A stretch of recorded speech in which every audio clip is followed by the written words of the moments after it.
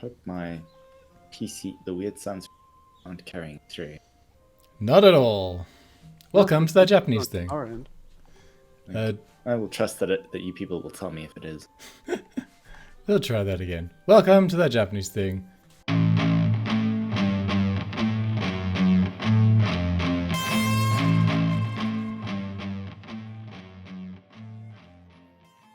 Today we're talking about Daisuke Jigen's Gravestone, a Lupin movie from 2014.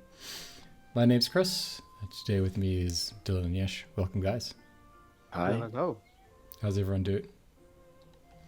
Surviving well. and yourself?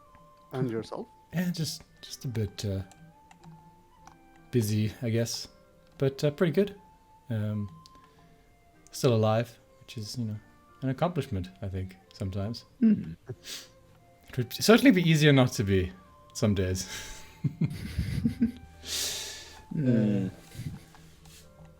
Yeah. I found there's something weird that just sort of happened before we started the recording. Is there's this people will be able to see on the stream on the YouTube video. There's this guy called Odin Mando, right? He's a Japanese YouTuber, and I don't really know why I'm subbed to him, because he's kind of one of these crazy people. He wears a Mandalorian helmet, hence the Mando part of the name, and I think he's trying to get in on like the whole Western style rage kind of video. Do you know what I mean? Oh, where people they're are angry ruining about our things. media. So I mean, he's talking about weird things for Japanese people to be like concerned about. It's definitely like culture wars sort of things. But anyway, it's kind of fun to learn the Japanese words for weird terms, I guess, every now and then. It's just Oh, dear. weirdly interesting to watch. Anyway, I thought I'd bring that up. Yes. So yeah, we went and we had like a little Japanese style barbecue thing at Dylan's house, and then we watched these movies. That was pretty fun, I have to say. Yeah. It was an interesting meal. Yeah. It's strange when you can hold a barbecue in your hands and not get burnt. That's just the weirdest thing about the whole thing. And I did mention that I felt like I needed one of those little paper fans. It just felt like it was a necessary I part of I the whole do thing. need one, because it really does help with keeping the coals going. I'm sure you could get one at like a China Mart or something. It's never in my mind when I get it. When you go there. When I go, and whenever I start up the Conroe, it's always like, damn, I really need this thing. But I did find the idea of mixing your own sauce, like from a collection of condiments, as quite an interesting. Like the meat itself is going to be tasty, but then everyone gets to your own taste the meat afterwards. Yeah, so I've seen it done like a couple of different ways. Typically, I mean, not that we've got the right stuff for it, but you'd have like a whole bunch of small dishes, and like the mirin and that S&B sauce in particular is something that was introduced to me at an izakaya in Japan, for steak specifically. Yeah, no, I mean, like Small cut steak. chili oil, soy sauce, whatever else we had there, worked really well Yeah. as like a dipping sauce. And Definitely. the fried udon that you made was pretty delicious as well. Yes, absolutely. The Japanese know what they're doing. You take noodles and you fry it in soy sauce and mirin and garlic and ginger, and it comes out great. Yeah, no, that was pretty. That's a great accompaniment to the mains, I guess.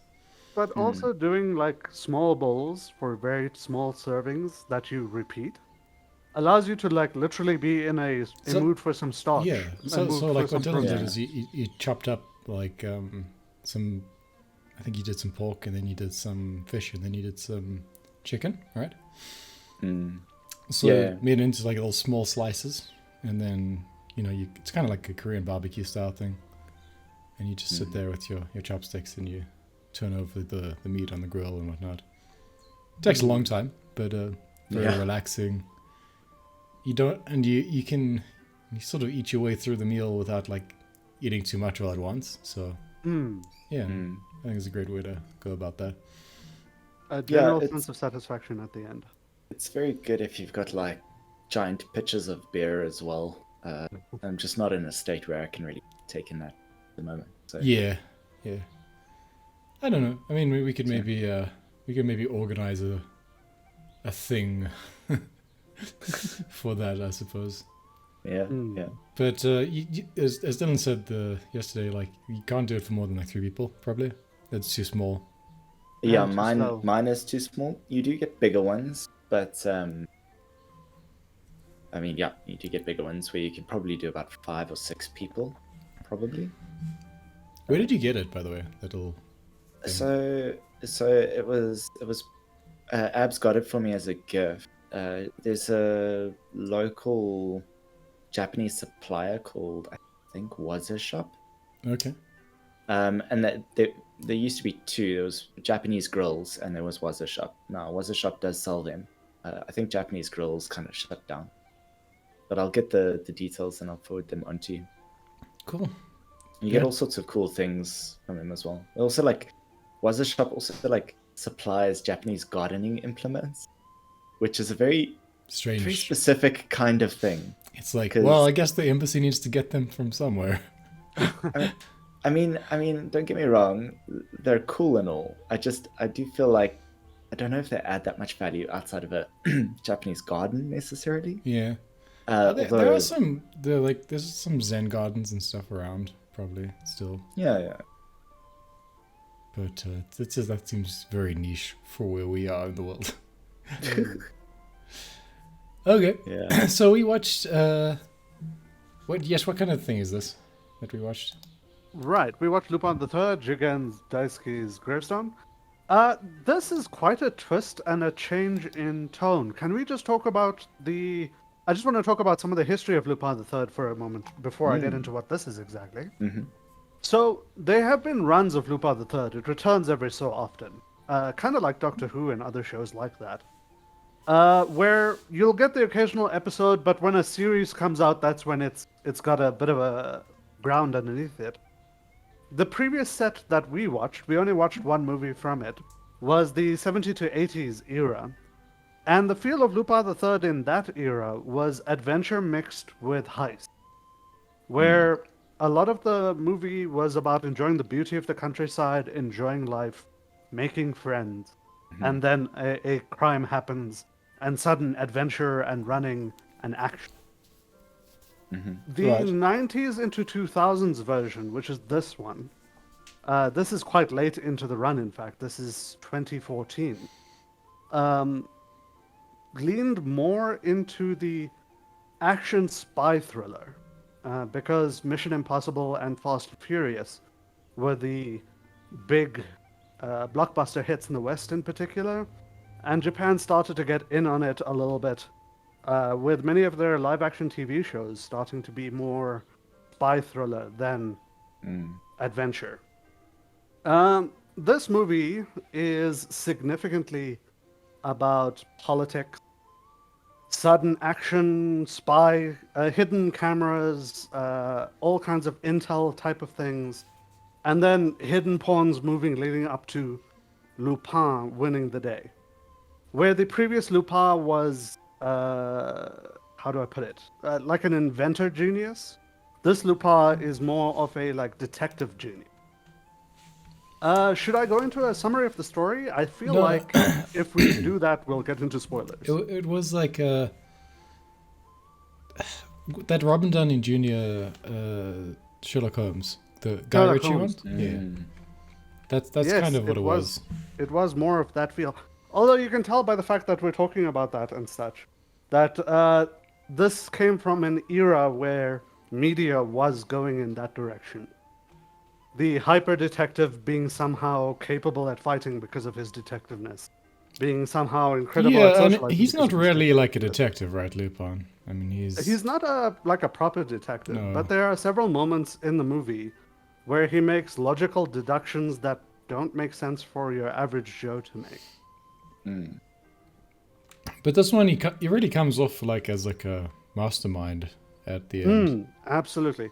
So we have seen that Lupin is an intelligent individual in the previous movies and TV shows, but the intelligence was more gadgets, more planning the perfect heist. This was very much more of the, like you were saying, Robert Downey Jr. Sherlock Holmes, where he analyzes a person's fighting style and adapts or counters through intellect. And this one was specifically Jigen oriented, where it's just his it's completely his story, and then there's some strange stuff with the underground club in the middle. So, yes, we do get to explore Jigen's character a little bit. In the TV shows and assorted pre-materials, he's always been shown as a somewhat of a romantic, under the cover of a heavy gunman, pure businessman type thing on the surface. And they really lay it on thick in this one that he's purely a gunman, purely a businessman. And then we get to see that the reason why he's so invested is that underlying romantic. What do you mean by In that? fact, his outrage that her own country, that his outrage at what happens to the person he was supposed to be protecting in this movie. Sorry, I already forgot about it completely. What's it? Marta Queen or Marla? Queen Marta. Queen Marta. Like, Queen Malta or Queen Marta. So the translation of her name was Malta, which adds another political element I'm not going to go into. But yes, on the surface, he's looking to get paid. He's not here for friendship. He's doing the job, and he's the greatest gunman. But like as we go through the movie, his outrage at her being shot, Queen Marta being shot, wasn't because he was getting paid and he failed. That was nothing to him because he got paid. His outrage was that he failed to protect someone he actually thought had a great goal. And then the further outrage that the people that betrayed her were her own people. right. It gives us our character portrait of Jigen. Okay. On the I'm surface, glad this you took scummy- something away from that, because I scummy, pure wasn't sure why businessman. that was even in the movie, to be honest. Well, It just it's seemed supposed like to a paint waste our of screen portrait. time. The portrait was specifically like high-class businessman on the front, romantic underneath. Right. So to me, it just seemed like a complete disconnected kind of flashback for no particular reason, because I don't really know what the motivation of the gunman is. But it seems sufficient just to hang the story on the fact that he was hunting like Jigen, right? Correct. You didn't really need any other motivation other than that. Well, I think the point of making a movie called Jigen Daisuke's Gravestone, it would be to focus on the character of Jigen, Right. which they did in this. They wanted to paint us a portrait of who he is more than talk about Lupin per se. So the camera still follows Lupin primarily, but we get a good portrait of who Jigen is through the story. Yeah, and sort of, okay. Let's go into spoilers now, I think. So, I think that would be best, yes. Yeah. Before we do that, though, we didn't ask Dylan what he thought of the movie. right. Good point. You didn't ask anyone how they thought of them, though. That's true. From me, just to keep it short and sweet, I prefer the older Lupin movies. This one was very stylish. I thought it was very pretty. I feel very meh about the storyline. Story. Yeah, could take it, could leave it. Feel very meh about the storytelling techniques. Could take it, could leave it. It's more of a visually appealing film, I suppose, in a number of ways. You know, But that's about it. yeah, it's like a 7 out of 10 to watch. It's like a 5 out of 10 to think about sort of movie. Anyway, yes, yeah. I think it's 6 out of 10 to think about, 7 out of 10 to watch. So we're not that far off on each other. But I Right. think because I've watched this movie 4 or 5 times now, I've just picked up more of the story. Okay. Anyway, spoilers. There's a guy with green skin in this movie. There Which, is a guy with is green skin in this movie. Not the strangest thing that happens. The strangest thing that happens is the weird underground sex club. Snuff Snuff sex voyeur, club, yeah. snuff voyeur room. But it's clearly like a gentleman's club, right?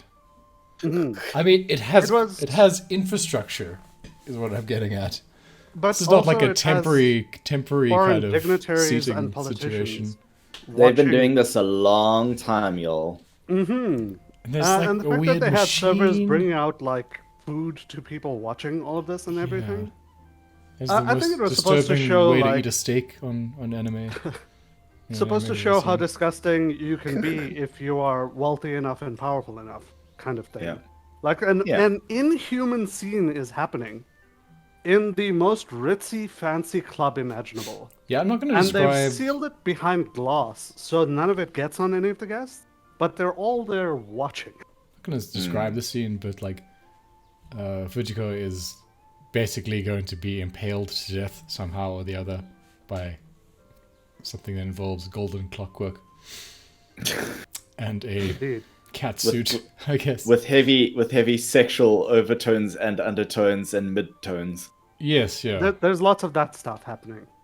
It was both sexual and gory, which snuff. yeah, absolute snuff. Admittedly, none of that actually happened. Yeah, But thankfully.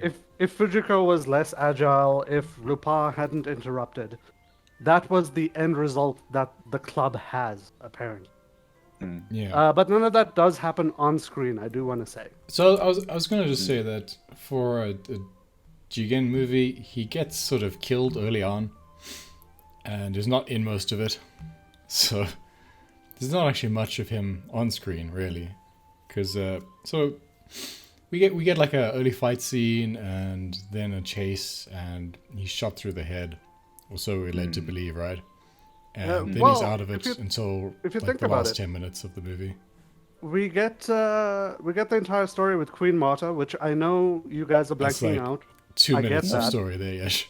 No, No, that's a fair bit at the beginning of the movie. I wasn't It happens blanking through on the it. entire heist where they're trying to steal the Comet gem.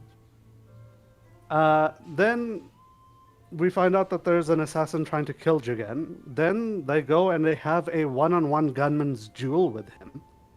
An entire chase scene. Then he gets shot, admittedly, yes. We get that club scene.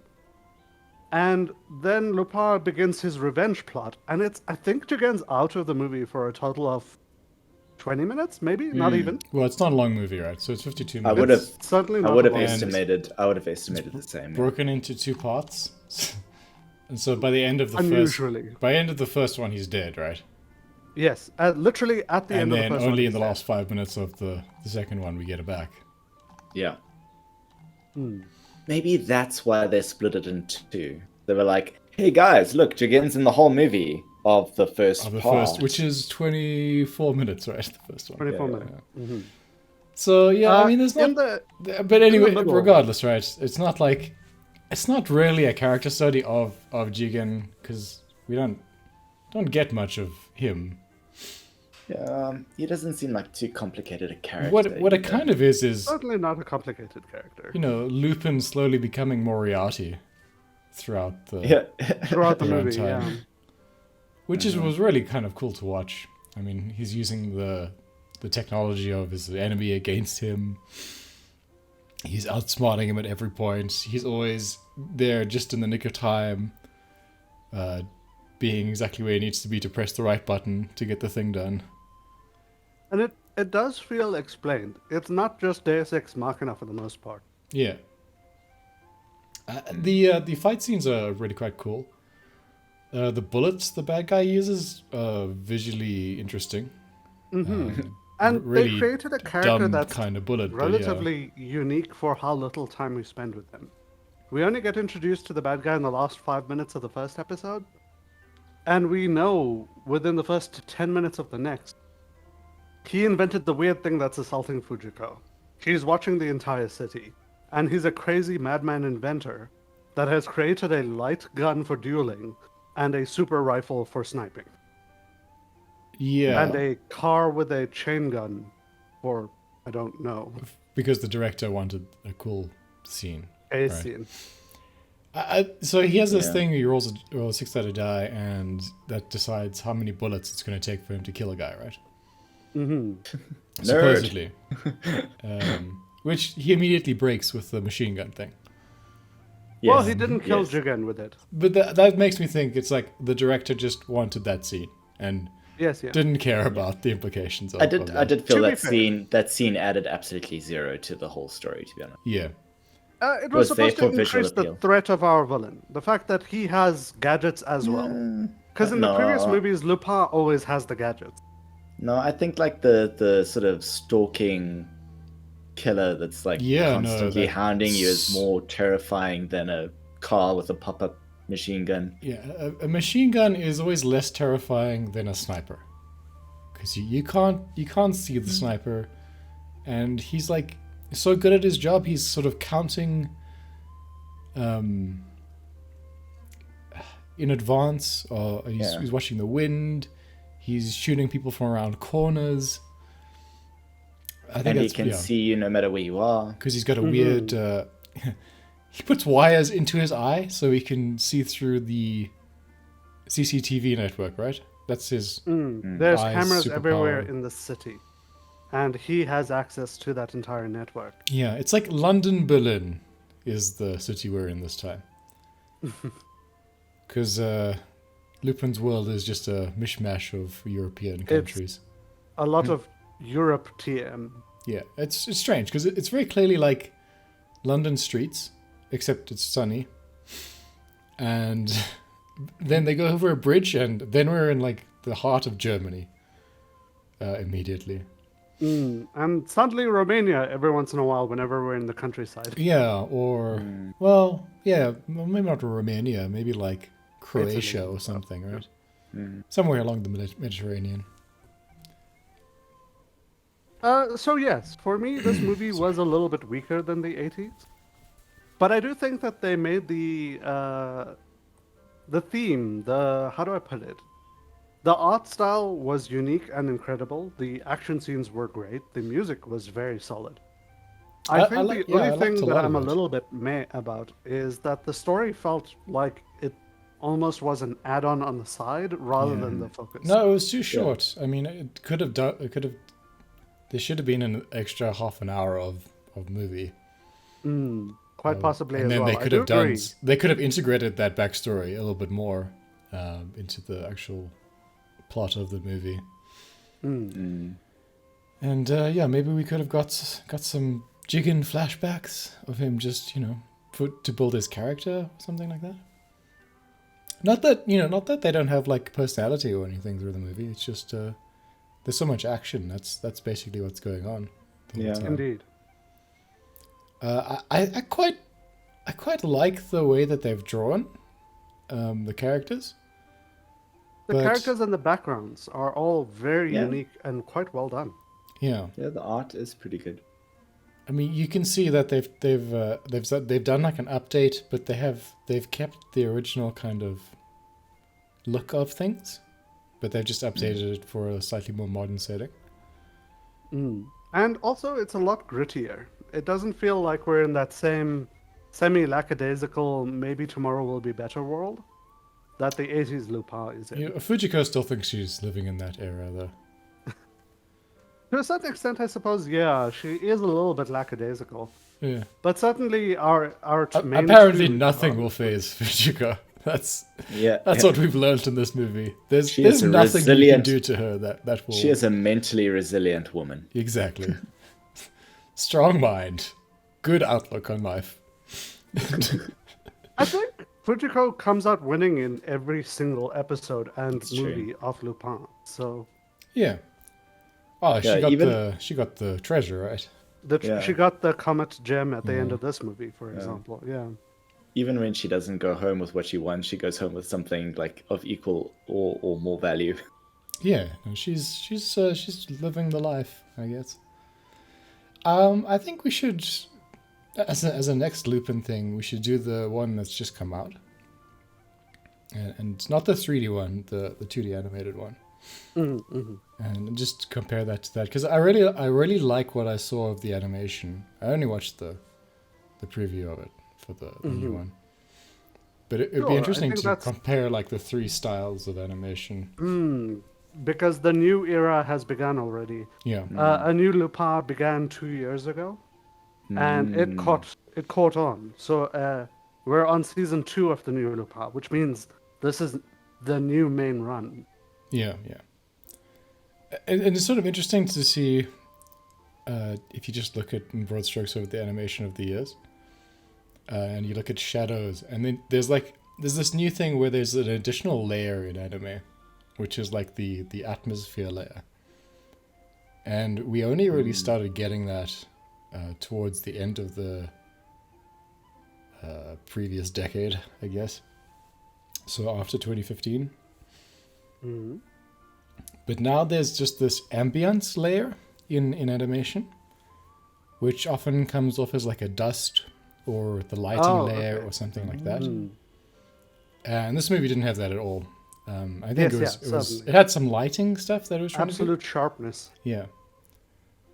I just like to compare the fancy animation Lupin next and see how that goes.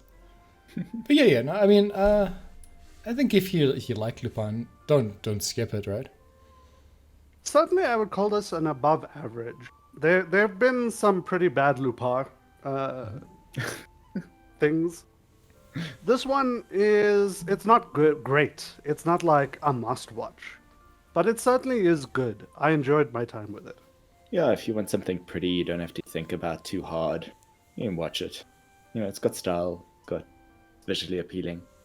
That's it. Yeah. Well, I guess that'll do it for this episode. Thanks for listening, everyone. This has been The Japanese Thing. Ciao for now. Thanks, guys. Ciao.